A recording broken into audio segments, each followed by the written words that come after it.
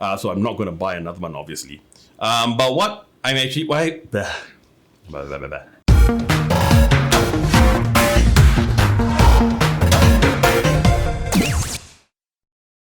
Hey guys, welcome back. Now today we are actually doing something a bit special. We're not going to actually review anything.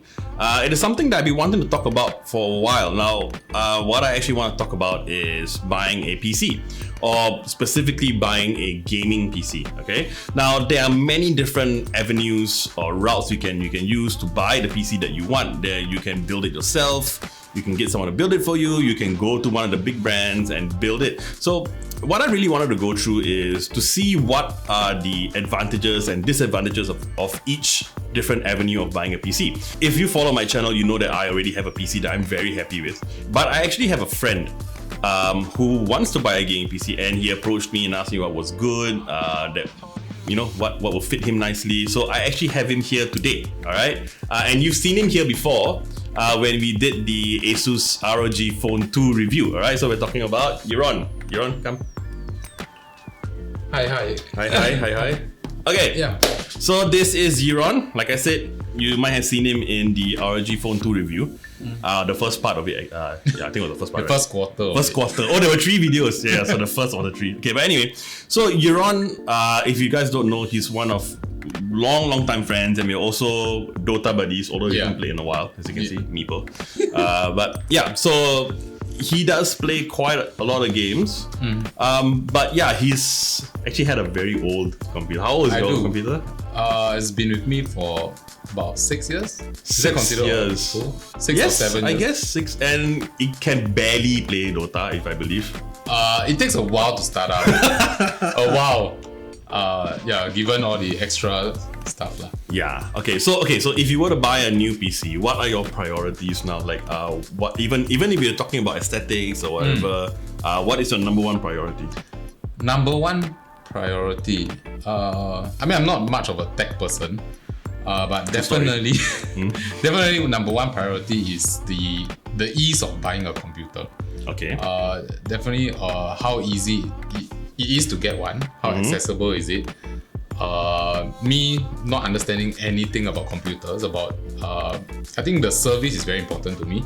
The person describing what's inside, what it's capable of, how long does it last, and of course the colors that it comes with.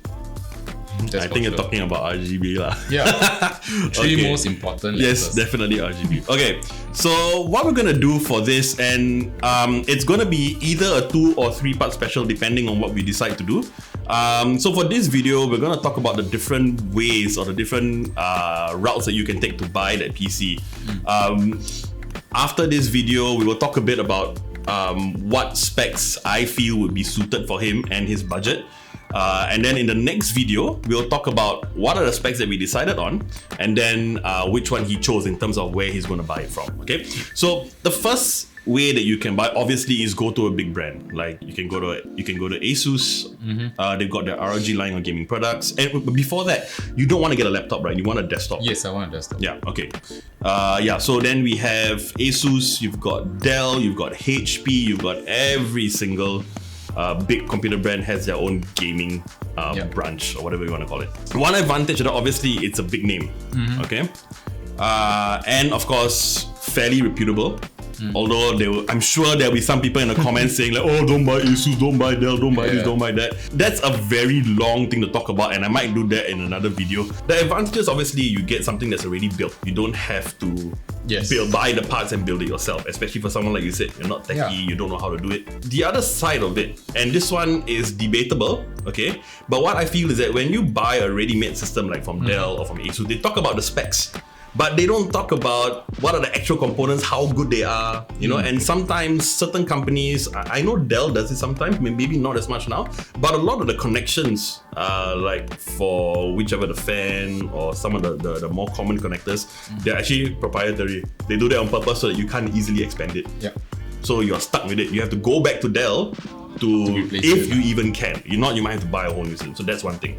The other thing is, if something goes wrong with the system, apart from Dell, I believe Dell has on-site warranty, but I think you have to pay for it. So basically, what they do is that if there's an issue, you log a ticket or whatever. Yeah. The guy will come down to your place and fix it for you if he can. If it's something that they need to bring it back, then you would have to bring it to their service center. But most of them, you have to bring it to your service center, which number one costs money, unless you have a car, which in Singapore not a lot of people do. It's a bit of a hassle, and I don't think you would take the risk of holding that in the bus and bringing it somewhere. Definitely. So you're probably going to take a Grab, so that's going to cost money. Okay, and you're not always. There's always the issue of customizability. Sometimes I want my gaming PC, I'm going to put down quite a fair bit of money. I want it to look exactly how I want it to look. And like you want your RGB and all that.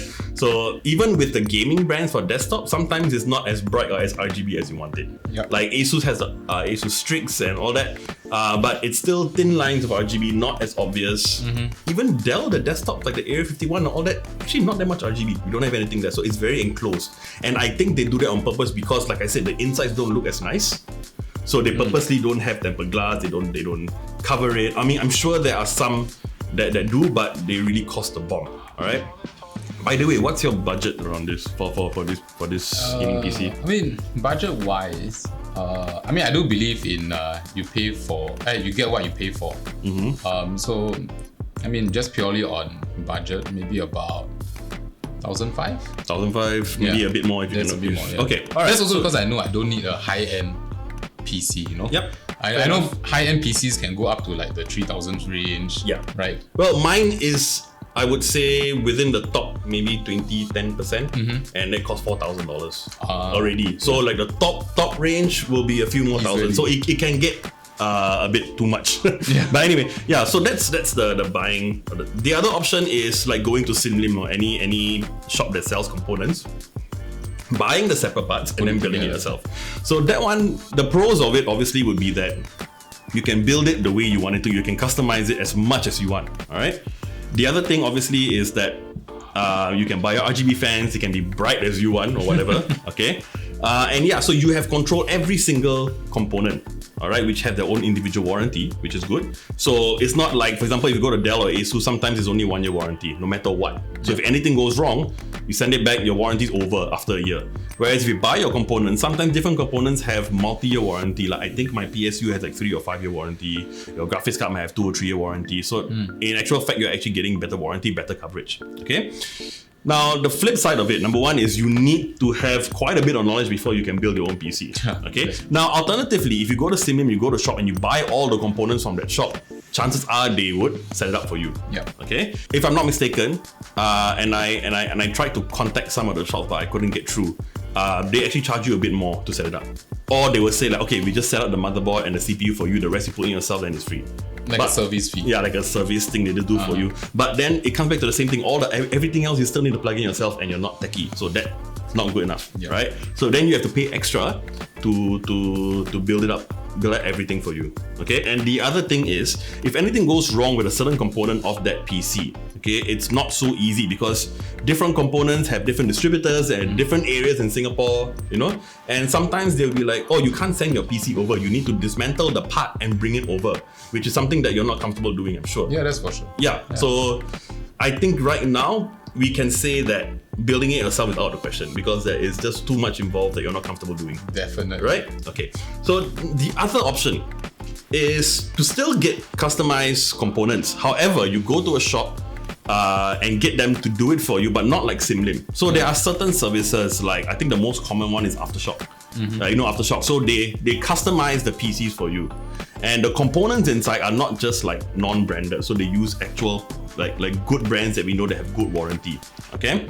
There is also Dreamcore, and there's another one called Tectanic, but I haven't really spoken to them. I don't know much about them. But yeah, so the good thing about Aftershock, like Aftershock is so good that they even have laptops now. So but that one is not something that you can customize. I'm not sure, maybe a bit. But PC specifically, yeah, you can customize it to a certain point. So you can't really choose like whatever motherboard you want. You can configure it according to the options that they give you.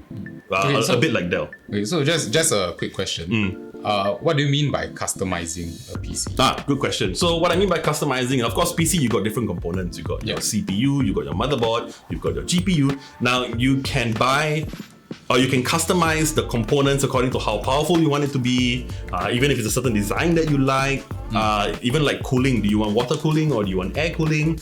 All this you can choose. However, it's not any brand that you like when it comes to Aftershock or Dreamcore or something like that. Although having said that, Aftershock is a bit more stringent in my experience because when I was looking at Aftershock first when I wanted to buy my PC, okay? Dreamcore is a bit more flexible. So like if they don't have that specific component, you can either ask them to get it for you, or if you want, you can buy the part, bring it to them and they'll help you. So Dreamcore seems to be a bit more flexible in that extent. But like I said, Tectonic, I don't really know. Okay, so some of the benefits for this kind of all-in-one service shops like Aftershock or Dreamcore, like I said, it's a bit easier for you to choose.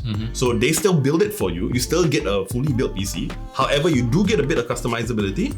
And you do get like proper consultants who come and talk to you and they will help you. I mean, how good they are is not really what this show is about. Like I said, or this episode is about. It is not a secret shopper video, okay? I mean, I might do that later on if you guys want. I can do secretly call the shops and all that and try to figure out which is better. But this isn't really the point of this of this video.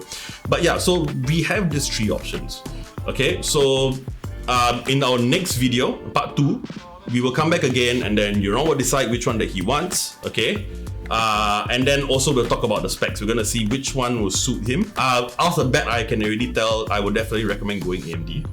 In terms of price per performance and all that, it just seems to be a lot better. And then like graphics cards and all that, not too intensive, maybe a 1660 or a 1650 I think might be good enough for you. But we will sort of come to a confirmed list, okay? And then we'll look at all the options, we'll get the cost down for each, and then we will decide. Oh, and by the way, I forgot to mention about Dreamcore and maybe even Aftershock, I'm not quite sure. Now, remember what I said about buying the different components and then if something goes wrong, you've got to go to the individual distributor and get it fixed, right? Now with Dreamcore, even though they don't make the product, they just set up the PC for you. No matter what the component is, just bring the whole PC back to them. Okay, they will get it fixed and they will send it back to you. Now there are a couple of options. You can either send it to them, or they have like a certain kind of warranty where they do on-site or like free delivery. So they will pick up the PC for you and then they will bring it back and then they will send it back to you. So it's really fuss-free. And it's good because I know the old cliche, time is money, but yeah, things like taking leave to send your PC over, having to pay a Grab and all that in actual fact costs money that people don't really think about when they talk about after-sales support. And after-sales support is just as important as picking out a good device. Okay, just remember that. But yeah, so we will decide that a bit more. And then in our next video, we will talk about what is decided, what are the specs, and then who we're going to go for to buy the PC. Alright, so yeah, we'll do that. In a week's time, you'll get the video. Anyway, this is Yuron. I'm James. If you like this video, you know what to do. And we will love it if you will subscribe to our channel and hit the bell icon to receive notifications on our next video. He's Yuron. I'm JP. We'll see you real soon.